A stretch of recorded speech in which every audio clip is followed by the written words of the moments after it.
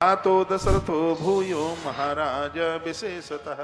उन्हीं के पुत्र दशरथ भगवान शंकर के बहुत बड़े भक्त। अब मैं ज्यादा बातें ना करता हुआ आपसे, बस मैं आपसे इतनी सी बात कर रहा हूं कि अपनी पूजा में आप शंकर जी को जोड़ देंगे, सगरे काम फटाफट फटाफट आनंद से हो जाएंगे, सब ठीक हो जाएगा, बढ़िया हो जाएगा, कुछ गड़बड़ होगा ही नहीं। ये सब बातें आपको ही बताने के लिए नहीं, मैं खुद करता हूँ। मैं प्रत्येक दिन साबुत मूंग महादेव पर चढ़ाता हूँ, मैं प्रत्येक दिन काली मिर्च महादेव पर चढ़ाता हूँ, हर रोज चढ़ता। गेहूं के दाने प्रत्येक दिन चढ़ाता हूँ, इसलिए क्योंकि आप हमसे रूठे नहीं, हमें छोड़ के नहीं जाएं। आप रूठ के चले जाएंगे तो फिर गौशाला कैसे आगे बढ़ेगी?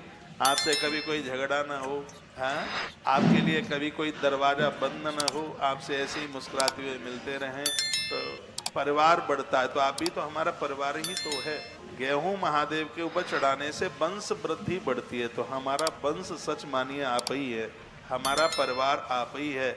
इस परिवार का खूब विस्तार हो, इसके लिए हम प्रत्येक दिन भगवान महादेव के ऊपर गेहूं चढ़ाते। स्वास्थ्य ठीक बना रहे, उम्र लंबी हो, इसलिए तिल चढ़ाते हैं, काले तिल चढ़ाते हैं रोज। जो हमारे लिए बुरा करने के लिए आवे, हमारे पास तक आते ही उसके मन की भावना बदल जाए, इसलिए काली मिर्च चढ़ाते हैं महादेव के ऊपर। तो यह अपनी रोज की पूजा में आप हम करते हैं। आप भी, हम आपको कंफ्यूज तो नहीं करेंगे, बिना शास्त्र की कोई बात बोलेंगे नहीं आपको। छोटी छोटी ऐसी कटोरी मंगा लो बाजार से पूजा की, और उसी में रख लो 5-7 एक ही से। ऐसा नहीं कि एक एक शेर चढ़ाए तो इतनी मूंग कहां से आएगी, 170 रुपया किलो चल रही है दाल, तो थोड़ा इतना 5-7 चढ़ा दीजिए, रोज चढ़ाइए। अपनी पूजा में थोड़ी भस्म और रख लीजिए।